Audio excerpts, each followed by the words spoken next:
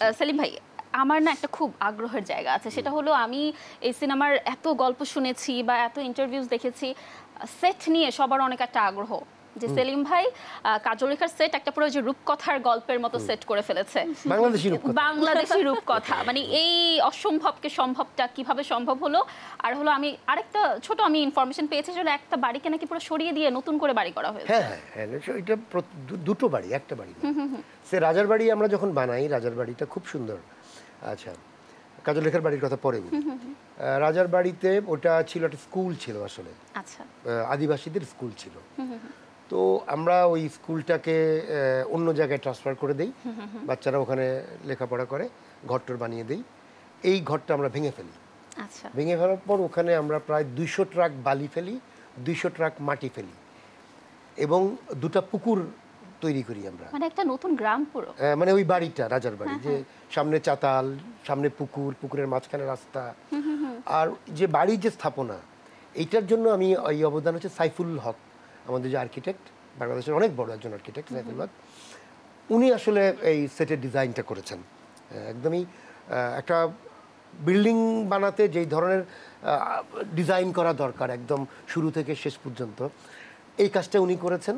পাশাপাশি আমরা খুব ফরচুনেট যে 70-80 জন গারো এবং হাজং যারা এই ক্রাফটটা জানে, যে আমরা বাঁশ, বেত, ছন, কাঠ, এর বাইরে কোনো ম্যাটেরিয়াল ব্যবহার করা হয়নি। যে আমাদের দুর্গম হাওর অঞ্চলের একটা রাজার বাড়ি কেমন, হ্যাঁ, আমরা একটা এক ধরনের ফেরি টেল যেহেতু, বা রূপকথার মতো ওই সময় ফেরত যাওয়া। এবং এখন ওই বাড়ি ওভাবেই আছে, স্কুলটা ওখানে চলে আদিবাসীদের।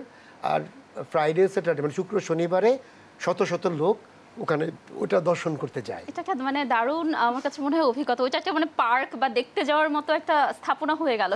আবার কাজল রেখার সিনেমা এখানে শুট হয়েছে। আর কাজল রেখার বাড়ির ক্ষেত্রে আমাদের দরকার ছিল একটা নদী।